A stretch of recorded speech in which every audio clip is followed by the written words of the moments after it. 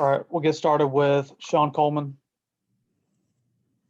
The third quarter defense has been something that's really stood out for the Grizzlies over the past month or so. It seems like tonight, though, it just was not there. What was it different that Orlando was able to do tonight that y'all were able to prevent last night when y'all had such a successful third quarter?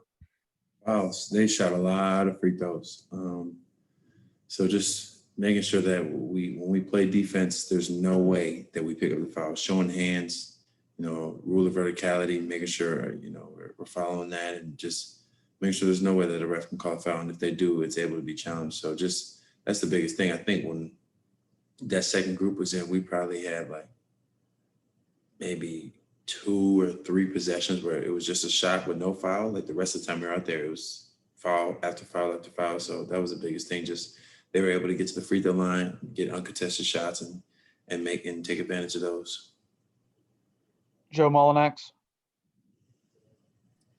Hey, X. I asked Dylan a moment ago. Obviously, you guys are in the middle of a playoff push. You're trying to get, Jaren Jackson Jr., who you're, of course, very familiar with, Justice Winslow reintegrated after long layoffs due to injury. How challenging is that as a player as you go into a postseason run, trying to get 2 obviously important pieces of what the Grizzlies are trying to do, especially long-term, back in when so much of the chemistry, so much of the work over the course of the season has been put in without them on the floor, just trying to merge those 2 mindsets?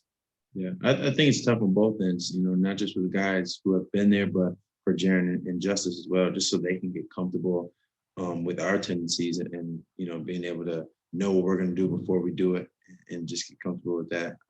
I think it's not one-dimensional where it's like, oh man, they're not ready. It's more so like they got to get comfortable with what we do. We got to get comfortable with what they do, and then we're able to build on that and go from there. Megan Triplett. X, what has been the dynamic like, after these, last couple of hard games, tough games? What's been the kind of overall message between you guys in the locker room?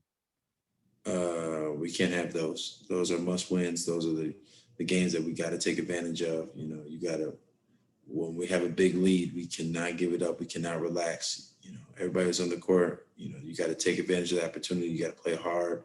If a team goes on a run, you got to bring it together and talk about how we're going to get a stop, and y'all got to get a stop. We can't just let teams go on runs like that and put us in those tough positions when, we set up, early in the game to have a nice lead. So we got to make sure we just take advantage of that. Evan Barnes.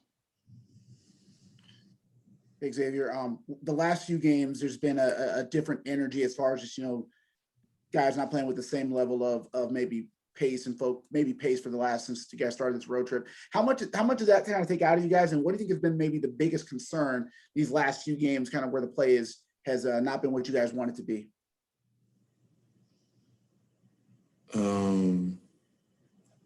I would say sticking to our principles has been the biggest concern. I would say, just as the season goes on, I've seen it's just grueling, so it's hard to stick to the principles day in and day out. Not necessarily that you don't want to, you're just tired. So you might miss a step. You might know where you're supposed to be, but your body's like, hold on, give me a second. And you might miss a step. So I think that's just us kind of figuring out how we can best be prepared for each and every game, not only mentally, but physically, so that we're able to make the right decisions that we're supposed to make. Thanks, Xavier. Yep.